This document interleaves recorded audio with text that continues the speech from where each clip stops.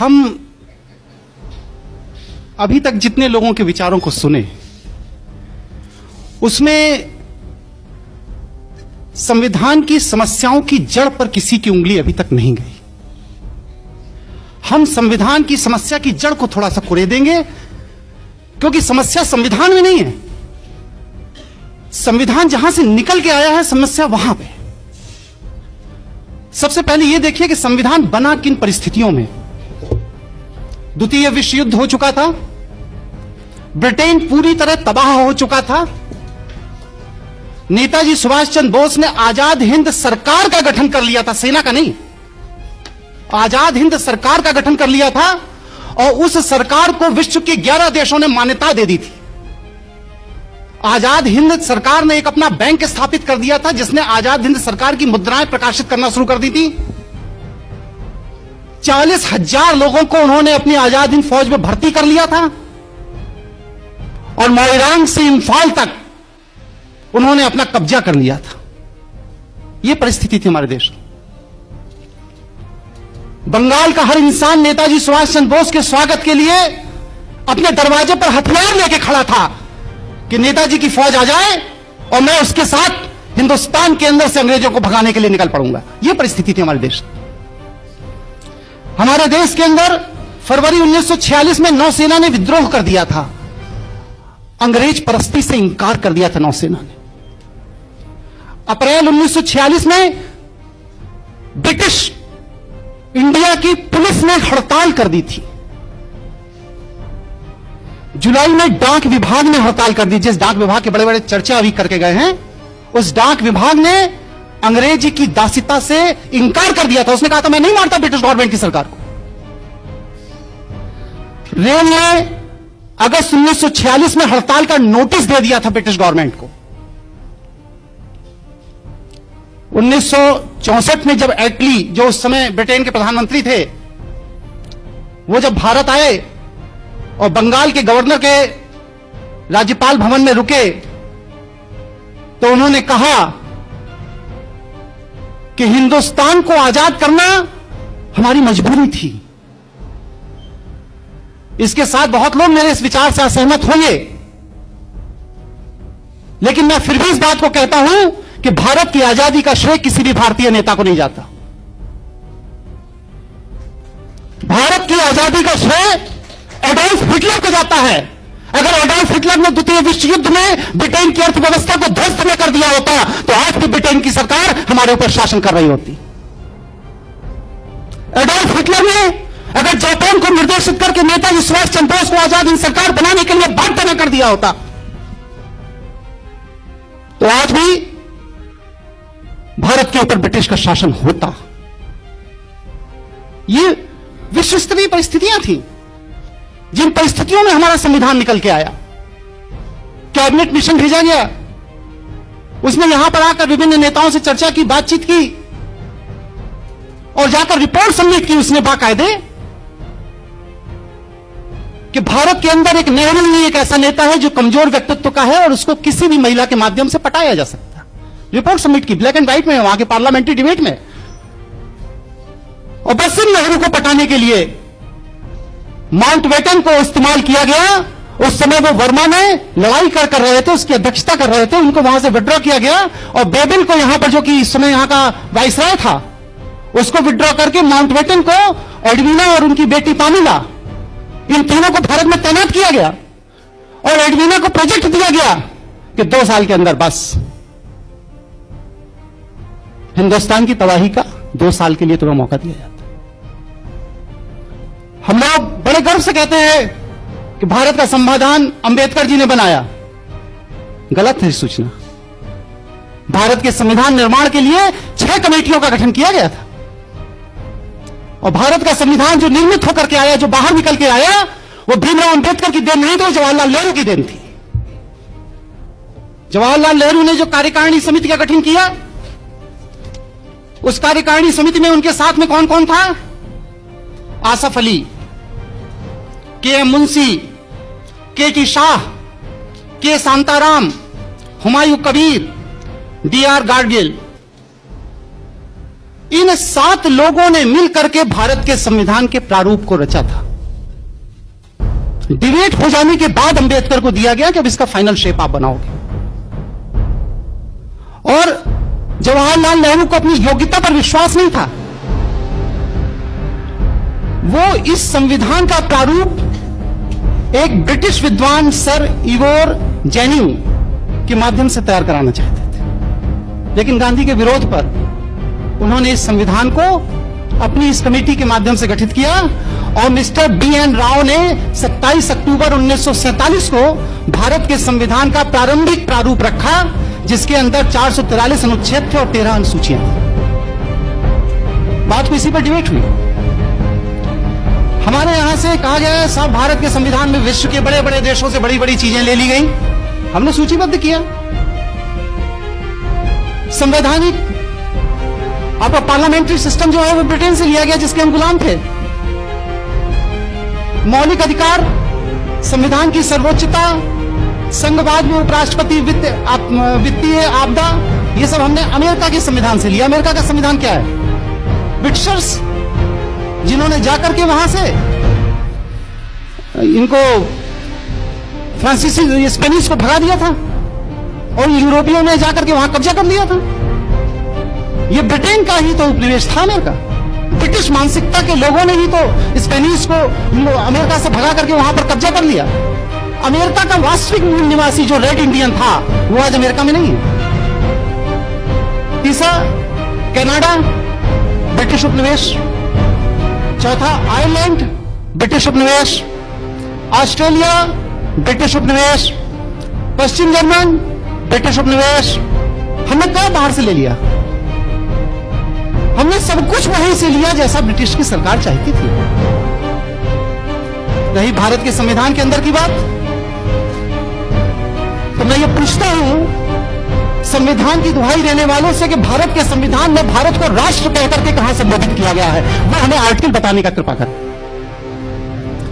395 अनुच्छेद जो बढ़ के अब 444 अनुच्छेद हो गए, लेकिन इन 444 अनुच्छेदों में भी भारत को अभी भी राज्य का स्तर दिया गया। नहीं देने वाले अभी पहले यही तय करें कि भारत के संविधान में भारत को राष्ट्र कह के क्यों नहीं संबोधित किया गया।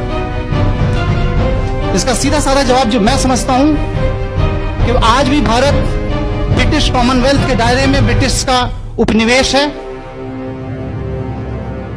इसीलिए आज हम जापान में एम्बेसडर पोस्ट करते हैं, चाइना में एम्बेसडर पोस्ट करते हैं, रशिया में एम्बेसडर पोस्ट करते हैं, लेकिन ब्रिटेन में हाई कमिश्नर पोस्ट करते हैं। हम श्रीलंका में हाई कमिश्नर पोस्ट करते हैं। पाकिस्तान में जितनी कॉमनवेल्थ कंट्रीज हैं उनमें हिंदुस्तान का उच्चायुक्त पोस्ट किया जाता है, एम्बेसडर राजदूत नहीं पोस्ट किया जाता, क्योंकि हम ब्रिटिश के उपनिवेश still today. General clauses act का सेक्शन 3(6) देखिए, उसमें साफ साफ लिखा है भारत के अंदर जहां भी केंद्रीय सरकार के कानून लागू होंगे वो सब ब्रिटिश उपनिवेश के अंतर्गत माना जाएगा। साफ साफ लिखा है। स्टिल टुडे आज की जो आपकी नागरिकता अधिनियम है उसमें देखिए सेक्शन 10, सेक्शन 11, आप तो महारथी हैं पांडे जी इसके, उसमें साफ साफ लिखा है कि कॉमनवेल्थ कंट्री का कोई भी नागरिक उस नागरिकता के आधार पर भारत का अंदर कॉमनवेल्थ कंट्री की नागरिकता रखता है। आज तक हमारे भारत के संविधान में नागरिक शब्द को ही डिफाइन नहीं किया गया। नागरिक शब्द की ही डेफिनेशन हमारे कॉन्स्टिट्यूशन में नहीं है। अभी दीक्षित जी चर्चा करके गए, हम भारत के लोग, हम भारत के लोग। अरे कॉन्स्टिट्यूशन के अंदर इटसेल्फ लिखा हुआ है कि this constitution is established as by law, not by the Indian people. हमने बस सिर्फ इस संविधान को अंगीकृत किया है, आत्मसात किया है। जैसा मेरे ऊपर थोप दिया गया हमने स्वीकार कर लिया। और उसको स्वीकार करने वाले वो कौन से लोग थे? ये वो लोग थे जो ब्रिटिश परस्त थे। इन लोगों को हिंदुस्तान के आम आवाम ने कभी भी इस संविधान को स्वीकार करने का कोई अधिकार नहीं दिया था। मैं पूछता हूं कि एक संविधान बनाकर मैं ले आऊं और कहूं भारत में लागू कर दिया जाए तो क्या मेरे कहने से लागू हो जाएगा? नहीं लागू होगा। उस संविधान के पीछे एक लीगल फोर्स होना चाहिए। विधि की शक्ति होना चाहिए उस संविधान के पीछे, तब वह संविधान हमारे देश में लागू होगा। और भारत के संविधान के पीछे कौन सी विधि की शक्ति थी? वह लीगल फोर्स कहां है उस भारत के संविधान का? वह लीगल फोर्स है government of India act 1935, Indian independence act 1947 में। ये दोनों ही ब्रिटिश पार्लियामेंट में पास किए गए थे। भारत के संविधान के पास जो आज विधिक शक्ति है, वो विधिक शक्ति भारत के संविधान की देन नहीं है, भारत के लोगों की देन नहीं है, भारत की जनता की देन नहीं है, बल्कि इंडियन इंडिपेंडेंस एक्ट 1947, भारतीय स्वतंत्रता अधिनियम 1947 के तहत ब्रिटिश पार्लियामेंट द्वारा दी गई विधिक शक्ति है, जिस विधिक शक्ति के तहत आज ये सत्ता में बैठे हुए लोग हमारे ऊपर शासन करते हैं। हमारे यहां मंत्रियों का कोई क्वालिफिकेशन नहीं है, संसद के सदस्य होने की फिर भी है कि भारत का नागरिक होना चाहिए, दिवालिया नहीं होना चाहिए, पागल नहीं होना चाहिए, उसके अंदर एक योग्यता होनी चाहिए, कुछ तो है, लेकिन मंत्री होने की कोई योग्यता हमारे संविधान के अंदर नहीं है। हम बहुत बेसिक प्रश्न एक खड़ा करते हैं, अगर हम इंडिपेंडेंट हैं, स्वतंत्र हैं, तो भारतीय संविधान के अनुच्छेद 333 के तहत आज भी हमारे लोकसभा के अंदर 2 अंग्रेजों को रखने की बाध्यता क्यों है? कॉन्स्टिट्यूशनल प्रोविजन है। 2 अंग्रेज सांसद राष्ट्रपति नामित करेगा, रखेगा, उसके बिना पार्लियामेंट नहीं चलेगी। आज भी भारतीय संविधान के अनुसूची 8 में जो 22 भाषाओं का वर्णन है, उसमें अंग्रेजी कहीं नहीं है, उसमें अंग्रेजी कहीं नहीं है। भारतीय संविधान की अनुसूची 8 में जो 22 भाषाएं दी गई हैं, भारतीय भाषाएं, उनमें अंग्रेजी कहीं नहीं है। लेकिन फिर भी हमारे पार्लियामेंट, हमारी विधानसभाएं और हमारी हाईकोर्ट और सुप्रीम कोर्ट अपनी सारी प्रोसीडिंग का रिकॉर्ड इंग्लिश भाषा में रखने के लिए बाध्य है। उसकी मजबूरी है, क्योंकि वह ब्रिटेन की राष्ट्रीय भाषा, आप उसके उपनिवेश हो, आपको रखना पड़ेगा। बहुत से ऐसी चीजें हैं, करीब 160 क्वेश्चन है मेरे इस संविधान को लेकर के। अब ये संविधान विशेषज्ञों के सामने ये जानना चाहता हूं कि हमारा देश संविधान से चलता है या संवैधानिक विधि से चलता है, ये चीज क्लियर होनी चाहिए। क्योंकि संविधान के अंदर बहुत सी ऐसी चीजें नहीं हैं जो हमारे देश की सरकार को चला रही है, जैसे मंत्री का त्याग पत्र। संविधान विदों से मैं ये जानना चाहता हूं कि भारतीय संविधान के किस अनुच्छेद में मंत्री को त्याग पत्र देने का अधिकार है? जैसे कि बिना सदन की सदस्यता के प्रधानमंत्री बना देना, किस अनुच्छेद में यह अधिकार? जैसे कि मंत्री का सदन के अंदर बैठकर मत देना। लेजिस्लेचर अलग है, एग्जीक्यूटिव अलग है, इसकी खिचड़ी कैसे बना दी जाती है? कॉन्स्टिट्यूशन में कहां प्रोविजन है कि मंत्री सदन के अंदर बैठ करके सांसदों के साथ मत देगा और बिल पास कर देगा? जैसे कि न्यायमूर्ति और न्यायाधिपतियों की नियुक्तियों में लॉ मिनिस्टर का हस्तक्षेप। जब जुडिशरी इंडिपेंडेंट है, राष्ट्रपति और सीजीआई मिलकर के न्यायाधीशों की नियुक्ति कर रहे हैं, कॉन्स्टिट्यूशन में क्लियर कट प्रोविजन है, तो प्राइम मिनिस्टर हाउस और लॉ मिनिस्टर हाउस फाइल जाने और उनकी अप्रूवल की क्या जरूरत पड़ती है? इसका मतलब है कि आप कार्यपालिका के अधीन न्यायपालिका को रखना चाहते हैं।